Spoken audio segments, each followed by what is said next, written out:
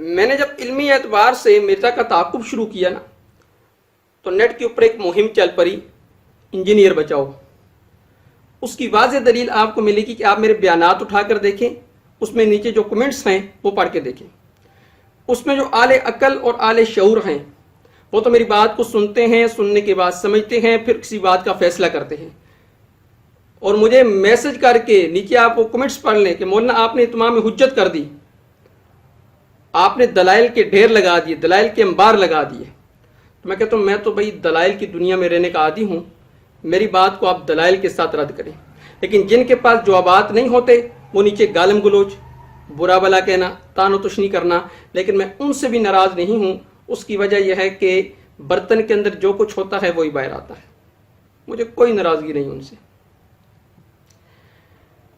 اب رفع الیدین کے مسئلے میں مرزا کے جتنے ڈیفینڈر ہیں ان کو یہ سوال سکھلایا جاتا ہے جی کہ آپ ان سے سوال کریں کہ نبی اکرم صلی اللہ علیہ وسلم نے رفع الیدین کرنے سے کہاں منع کیا ہے۔ تو جب یہ سوال میرے پاس آیا نا تو میں نے اپنے ساتھیوں کو کہا، میں نے کہا یہ دھوکہ ہے۔ کہتے ہیں یہ کیسے؟ میں نے کہا سمپل سی بات ہے، اگر وہ کہیں کہ نبی اکرم صلی اللہ علیہ وسلم نے رفع الیدین کرنے سے کہاں منع کیا ہے، آپ حکم مانگیں تو آپ سمپل سے کہیں کہ ہمیں رفع الیدین کرنے کا حکم آپ دکھلا دیں، نہ کرنے کا حکم ہم سے آپ لے لیں۔ اگر وہ کہیں جی رفع الیدین کے منسوخ ہونے کا حکم دکھلائیں تو آپ کہیں جی سجدوں میں رفع الیدین کے منسوخ ہونے کا حکم آپ دکھلا دیں، رکوع میں رفع الیدین کے منسوخ ہونے کا حکم ہم سے دیکھ لیں۔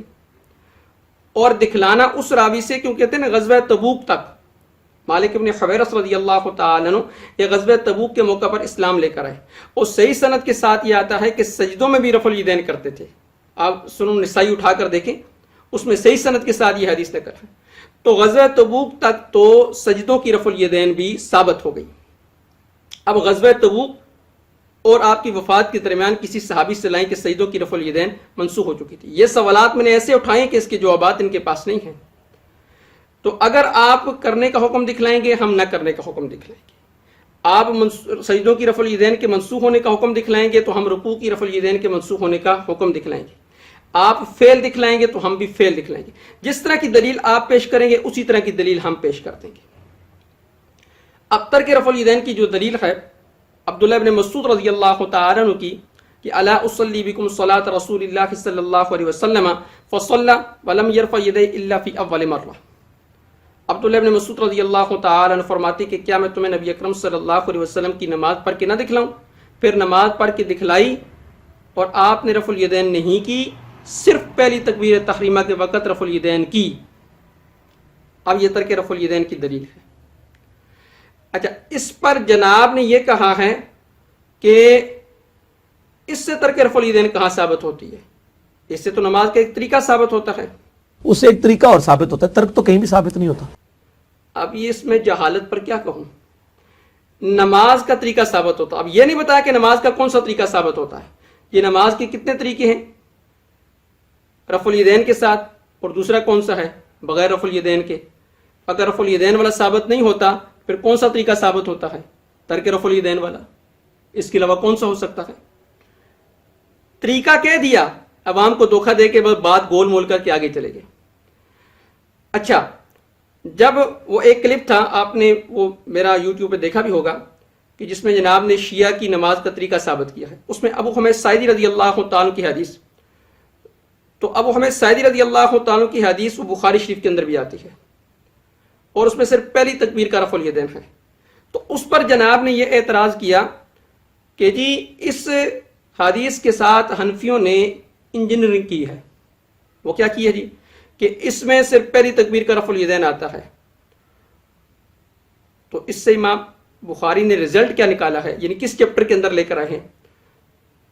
تو جناب نے یہ خلاصہ نکالا ہے کہ امام بخاری رحمہ اللہ تعالی اس حدیث کو تورک کے چیپٹر کے اندر لے کر آئے ہیں، یعنی اس کے اوپر تورک کا باب باندھا ہے۔ اس سے پتہ چلتا ہے کہ اس حدیث سے تورک ثابت ہوتا ہے، رفع الیدین ثابت نہیں ہوتی۔ اس کے ساتھ بھی انجینئرنگ کی ہے حنفیوں نے، یہ انجینئرنگ کی کہ اس میں نہ صرف پہلے رفع الیدین کا ذکر ہے، ٹھیک ہے، باقی وہ مختصر ہے، اینڈ پہ وہ تورک کا ذکر ہے۔ امام بخاری نے اس سے تورک کا رزلٹ نکالا ہے اس طریق سے۔ وہ کہتے ہیں دیکھیں اس میں تو پہلا رفع الیدین ہے، باقی تو ہے ہی نہیں ہے۔ تو وہ کس چیپٹر میں لے کے ہیں؟ تورک میں. اور چلے ہم تھوڑی دیر کے لیے آپ کی بات مان لیتے ہیں کہ امام بخاری نے اس سے تورک کا رزلٹ نکالا ہے.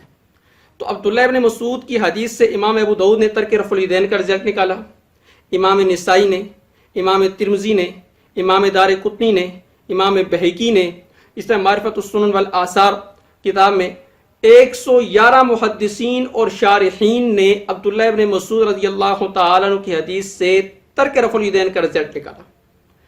اگر امام بخاری تورک کا رزلٹ نکالیں تو وہ رزلٹ قابل قبول ہے. 111 محدثین اور شارحین اگر اس حدیث سے ترک رفع الیدین کا رزلٹ نکالیں تو وہ قابل قبول کیوں نہیں ہے؟ اب 111 محدثین کہتے ہیں جی اس حدیث سے ترک رفع الیدین ثابت ہوتی ہے، اور مرزا صاحب یہ کہتے ہیں کہ نہیں، نماز کا ایک طریقہ ثابت ہوتا ہے. تو فیصلہ آپ خود کر لینا کہ مرزا صاحب صحیح ہیں یا 111 محدثین اور شارحین جنہوں نے اپنی کتابوں میں اس سے ترک رفع الیدین کا رزلٹ نکالا.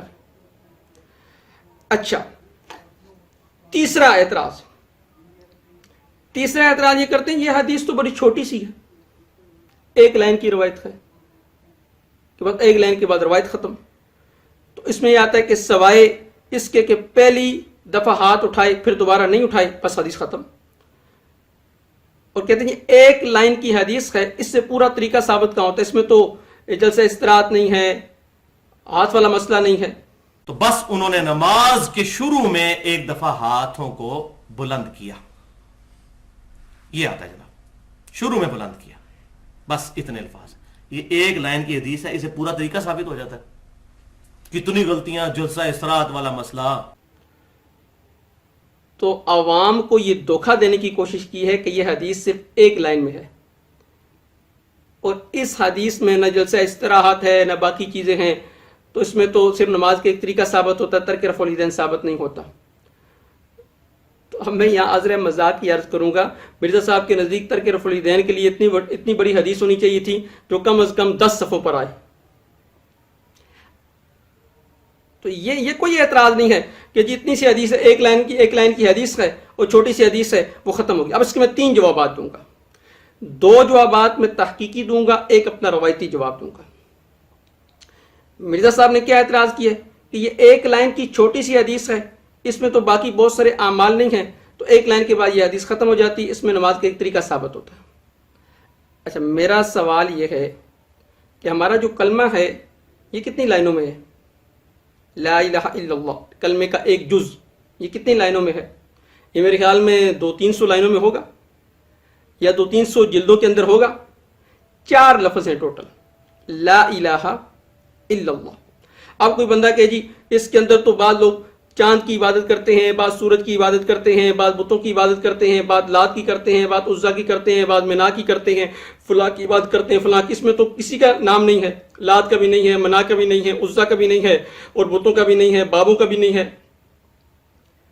تو فصاحت و بلاغت والے اور اصول و ضوابط جاننے والے اس جائل کی بات پر ہنسیں گے، کہیں گے بھائی جب کہا لا الہ، کوئی الہ نہیں، کائنات میں جتنی اشیاء تھی سب کے الہ ہونے کی نفی ہو گئی، کوئی الہ نہیں ہے. جب کہا الا اللہ، اب اس کا مطلب ہے کہ اللہ کے علاوہ. 4 لفظوں نے سارا مسئلہ توحید حل کر دیا، اللہ کے علاوہ کائنات کے اندر کوئی الہ نہیں ہے. اسی طرح حدیث مبارکہ میں آتا ہے، عبداللہ ابن مسعود رضی اللہ تعالی عنہ نے فرمایا کہ میں تمہیں نماز پڑھ کے نہ دکھلاؤں؟ فصلی، پھر نماز پڑھ کے دکھلائی، اور مسئلہ بیان کر رہے تھے رفع الیدین کا. فلم یرفع یدیہ، اور رفع الیدین نہیں کی. جب یہ جملہ کا رفع الیدین نہیں کی، اس کا مطلب ہے کہ پوری نماز کے اندر رفع الیدین نہیں کی. جس طرح آتا ہے لا الہ، کوئی الہ نہیں، اسی طرح یہاں آتا ہے کہ رفع الیدین نہیں کی، اس کا مطلب ہے تکبیر تحریمہ سمیت کسی بھی جگہ رفع الیدین نہیں کی تھی. جب آ گیا الا اللہ کا مطلب یہ کہ اللہ کے علاوہ، اب معنی یہ ہوگا کہ نہیں ہے کوئی الہ اللہ کے علاوہ. اسی طرح جب فرمایا کہ الا فی اول مرہ، اب مطلب یہ ہوگا کہ سوائے تکبیر تحریمہ کے. کلمے کا معنی بنے گا لا الہ، نہیں ہے کوئی الہ الا اللہ، اللہ کے علاوہ. حدیث کا معنی بنے گا لم یرفع یدیہ، نہیں رفع الیدین کی، الا فی اول مرہ، صرف پہلی تکبیر کے وقت. مطلب یہ ہے کہ صرف پہلی تکبیر تحریمہ کے وقت رفع الیدین کی، اس کے علاوہ یعنی نہیں کی. جس طرح لا الہ الا اللہ کا مطلب بنتا ہے کہ نہیں ہے کوئی الہ سوائے اللہ کے. یہ تو تھا میرا تحقیقی جواب. اب عقلی جواب بھی دے دوں، عقلی دلیل سے بات سمجھا دیتا ہوں. ایک بندہ کہتا جی شادی میں انوائٹ کرتے ہیں یا گھر میں انوائٹ کرتے ہیں تو وہ کہتے ہیں جی چچا کی فیملی نہیں آئی. اب فیملی کے لفظ نے ان کے پورے گھر کو گھیر لیا. اب یہ آپ نہیں کہتے چچا بھی نہیں آیا، چچی بھی نہیں آئی، ان کا بیٹا بھی نہیں آیا، بیٹی بھی نہیں آئی، پوتے بھی نہیں آئے، نواسے بھی نہیں. یہ کہتے ہیں؟ یہ نہیں کہتے. آپ کہتے ہیں چچا اور ان کی فیملی نہیں آئی. کیا مطلب؟ چچا چچی، ان کے بیٹے بیٹیاں، پوتے پوتیاں، نواسے نواسیاں، کوئی بھی نہیں آیا. اب کہتے ہیں جی چچا کی فیملی نہیں آئی سوائے ان کی بیٹی کے. کیا مطلب؟ کوئی بھی نہیں آیا ان کے گھر میں سے، صرف ان کی بیٹی آئی ہے. بیٹی نے، یہ بیٹی کے لفظ نے باقی مسئلہ حل کر دیا کہ باقی نہیں آئے اور بیٹی آئی ہے. اسی طرح فرمایا لم یرفع یدیہ الا فی اول مرہ، کہ رفع الیدین نہیں کی. اس کا مطلب ہے کہ پہلی تکبیر سے لے کر سلام تک رفع الیدین نہیں کی. لیکن جب فرمایا الا فی اول مرہ، مسئلہ حل ہو گیا کہ تکبیر تحریمہ کے وقت رفع الیدین کی ہے. یہ تو تھی میری عقلی دلیل. اب اپنا روایتی جواب دے دوں. اچھا، آل تشیع کی نماز کو ثابت کرنے کے لیے جناب نے کہا تھا کہ ابو حمید سعیدی رضی اللہ تعالیٰ کی حدیث کو بطور دلیل پیش کیا تھا اور کہا تھا جی کچھ لوگ کہتے ہیں جی اس میں قرات نہیں ہے، سبحانک اللہم نہیں ہے. اس کا جواب جناب نے یہ دیا تھا کہ اس حدیث میں پوسچر بتلانا مقصود ہے.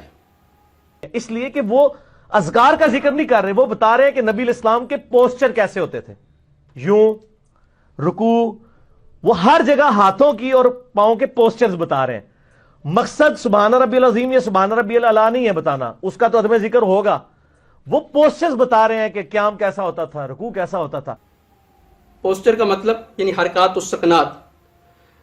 تو بھئی یہ آپ نے حدیث کی تشریح کی کہ اس حدیث میں پوسچر بتلانا مقصود ہے، تو آپ کی اس بات پر لوگ ہنسیں گے.